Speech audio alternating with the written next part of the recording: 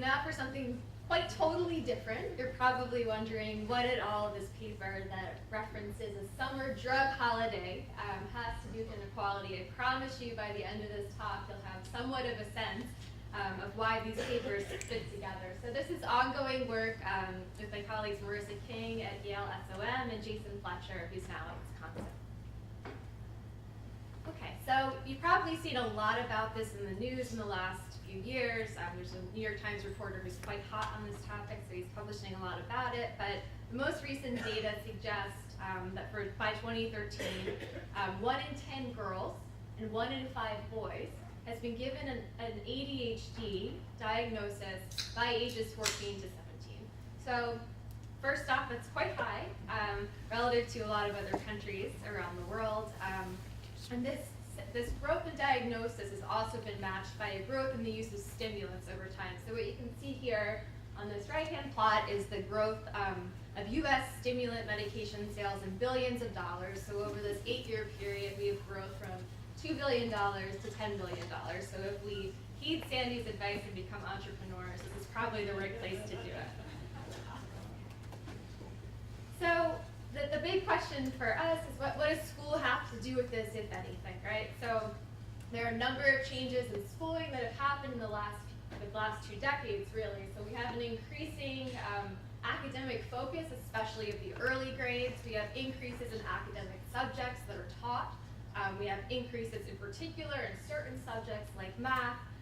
So here we have an article last year that I just found incredibly fascinating. So it's an article that's talking about doctors' responses to school conditions. And so we have this doctor who's saying, he's giving guys Adderall. He says, I don't have a lot of choice. We've decided as a society that it's too expensive to modify the kid's environment, so we have to modify this kid. So we in this paper ask 4 different questions related to this. The first is building on the longstanding literature in summer learning, which tries to use temporal variation, the fact that kids aren't in school during the summer, to identify the effects of schooling. So we first ask what role schools play in this whole process by following prescriptions over time that are filled. The second, this is the inequality part, try to understand how these seasonal patterns are varying by SES. And then third, we ask, well, it could be the case that these SES summer patterns exist because people of different backgrounds go to different doctors who have different practice styles, or alternatively, it could be the case that all of this variation is coming off of within doctor differences in prescribing patterns, and so we then look at that question. And then finally, we bring it back to the beloved topic of accountability policies and try to understand what role these policies are playing in driving use of stimulant medications during the school year, but not during the summer. So we're going to use data that I think are extraordinarily cool. They're the Pharma Data. So these are the data that the pharma industry uses when they try to target particular doctors and send their seductive reps out to sell their goods. So now we have their data too. These cover 60% of retail pharmacies in the US. These are largely represented by geography, sex, age, and insurance coverage.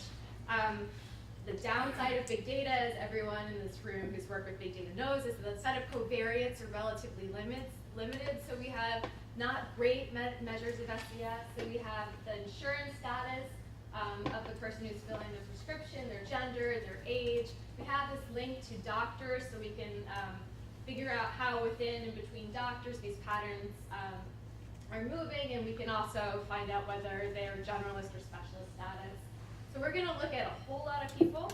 We're going to look at 1 to 20-year-olds in particular, 7.5 million bills for 930,000 patients written by 274,000 doctors. And in this stuff I'm going to show you, I'm going to focus on summer as June 1st to August 31st. We all know that this varies substantially across the country. We've looked at different states as sensitivity tests, but just to kind of simplify that here, we're going to call that the summer. It's the northeastern, somewhere between the northeastern and the southern summer. Okay. So this is a pretty straightforward set of analyses. We're first just going to identify temporal patterns by regressing whether or not someone filled in a given week on the set of covariates that I just mentioned. we're then going to see to the extent that this temporal pattern varies by SES. And then we're going to bring in additional data on state accountability systems to determine how this SES summer pattern varies across space, or if it does. Kind of just very put the lead right there. Okay, so we all have a sense of what ADHD means in popular parlance. It gets used as an adjective, but in fact, it's a little more complicated than that. So how is ADHD diagnosed? You have to have 6 or more of these symptoms that are intended to persist for more than at least 6 months.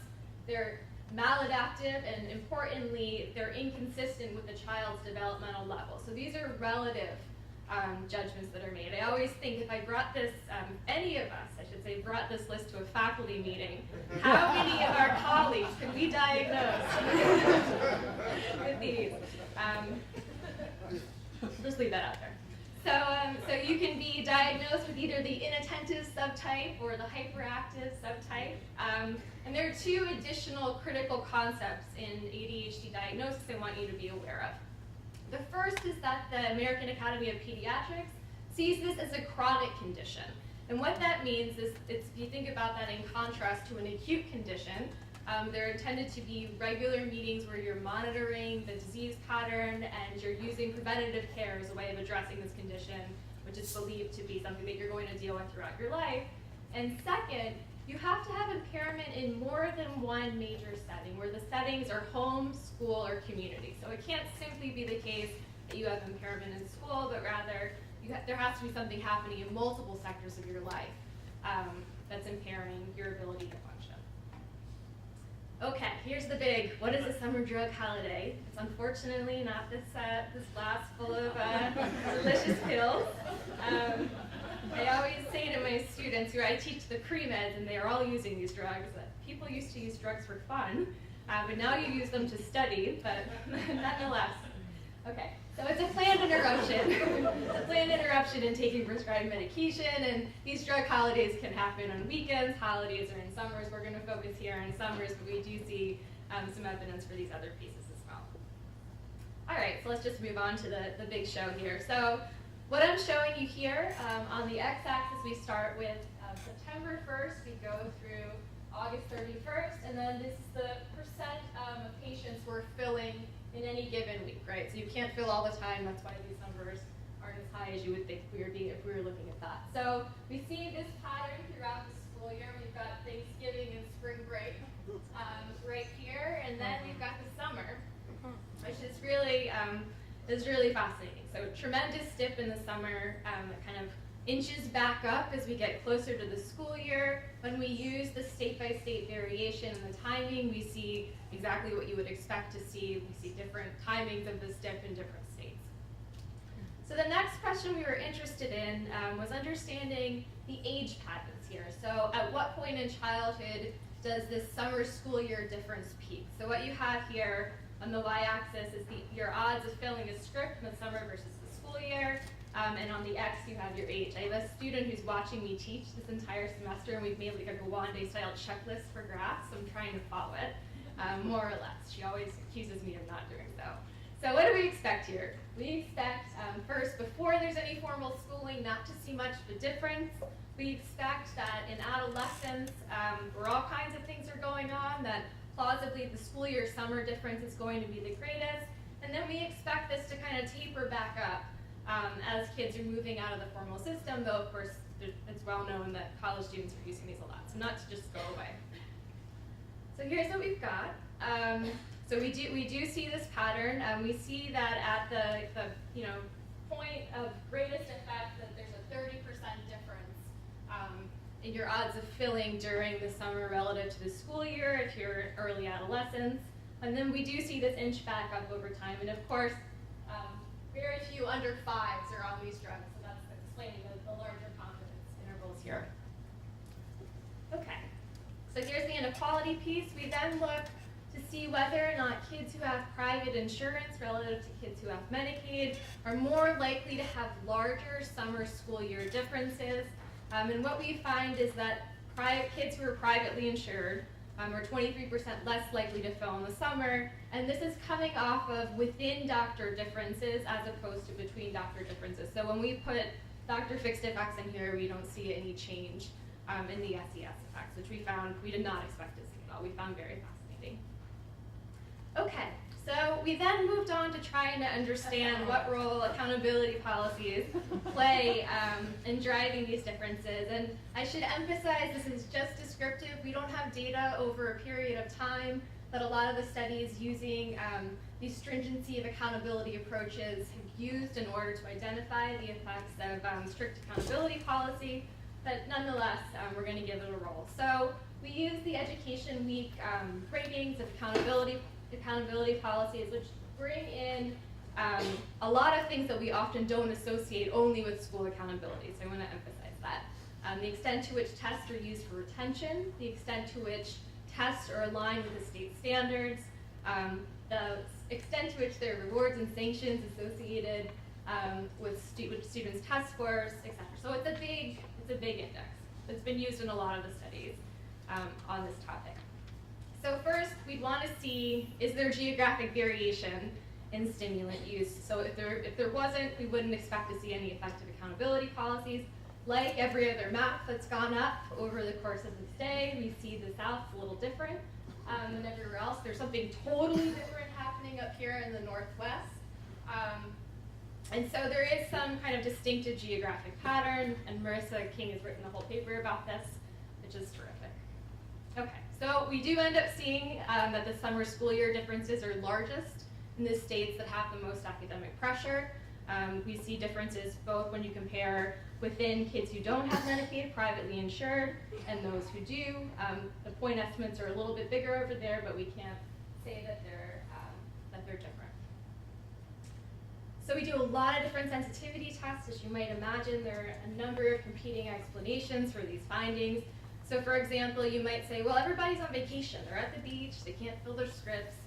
That's what's going on. So we look at anti-seizure medications. We don't see a summer school year difference there at all. And as I mentioned, we see this very distinctive between state pattern based on when your school year starts. We then thought, okay, let's look at cost. Let's contrast generic versus non-generic medications. We don't see any difference there.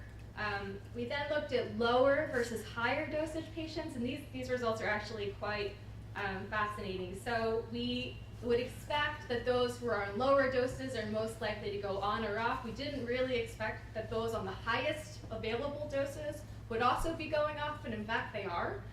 There's a 15% reduction for the guys who are on the highest doses in the 11 to 15-year-old age group. So that also kind of ruled out that it was just about dosage. We looked at these two different types, the inattentive versus hyperactive, as a way of seeing is it coming off of just one of these types of ADHD, and these kids are going off and these other kids are staying on. We didn't see that. And then finally, there's a drug called Strattera, which is an SSRI, which is also used to treat ADHD, has a very different side effect profile than do these kind of typical stimulants. And we do see that people are somewhat less likely to come off, but they're still coming off at a very high rate during the summer. Okay, so all of this leaves us with a lot of questions like administrative data often do. So I'm going to give you a little peek at the pediatrician interview data that we're currently collecting. I should emphasize we've only gotten into 15 pediatricians so far, so you should take that for what it's worth. But we're tracking these guys down. If you believe Sandy's point about elites, it's really hard to get in to see these guys, but they're talking to us. So what is very consistent across all of these interviews so far is the first thing that comes up, or that the parents are under pressure from the schools to medicate. They talk about this in a variety of ways. People are coming into doctors' offices with letters from teachers. They're talking about schools pushing parents to do this and people leaving school systems. I'm sure this is an outlying example, but you hear this refrain over and over again from these docs about the role of the school. They see it as very important. And what's interesting is there isn't, either in clinical guidelines or among pediatricians, any consensus about drug holidays. So on the one hand, we have, I'm just going to give you two examples of an anti-holiday and a pro-holiday. perspective. So this doc is saying a lot of parents believe their kids don't have to have the medicine in the summer. I recommend that people keep it on. She makes this comparison to coffee. If you're always drinking coffee, you don't just stop drinking coffee on the weekend. And then she goes on to say, so I always talk about it, but I've noticed that summertime, nobody comes in. Nobody wants the medicine. And then the end of August, when school's going to start in September, we have every single family turning up because now they need their refills. So she's making a recommendation, what she's seeing in her own practice is typically not, is not actually kept by parents. And then on the other hand, you have another doc who's saying that I tell all of my patients to go for a drug holiday in the summertime, that basically these people are just on these drugs because of school. So during the summer, they're not going to have issues with concentrating or scores or distracting others. And then he goes on to say, why not give them a 2-month holiday and start the medication 1 week before they start school? So these are the kind of discourses that are floating around in the doctor world. And then finally, we've done a lot of scraping of the internet for what it's worth to try to think about just what parents are talking about, which they parents, tend to view themselves as experts or partners. So this parent is saying on one of these discussion websites, the decision to medicate your son continuously is yours to make. There's no wrong or right here, just what you feel works best. This is fascinating. The doctors are there to educate and guide you. You get the final say. Trust your motherly instinct. So we have a very distinctive change over time in doctor authority, right? Where the doctors are the guide at the side as opposed to the people who are giving kind of definitive advice about how to use these medications. Okay, so key take-homes here. I think there are 3. We do see this summer school year difference. It's larger for higher SES kids. It persists. It's mostly driven by within doctor SES differences, and the accountability systems, at least descriptively in the cross-section, seem to be associated with larger summer school year differences, stronger accountability systems, I should say. All right, so bigger picture, what do we learn here? We argue that medical enhancement is a new pathway, or it's not a new pathway, it's an increasingly important pathway through which higher SES parents are transmitting advantages to their kids. We talk about this as demand-side medicine in this paper, and we encourage others to start thinking through when and under what conditions health is being used to gain advantage in other arenas. There's a huge literature, as many of you know, on SES gradients and whether people are using interventions, and we emphasize that how people are using interventions is also a useful pathway to go through. So this is the best part of the whole talk. That's Sandy, a few years back, and I had to do a lot to get this picture. But anyways, like everything else, Sandy said it all 45 years ago, that the kind of key issues in schools are relating to behavior, and he encourages reformers to address themselves to these issues. Thanks so much. If you want a copy of the paper, that's my email.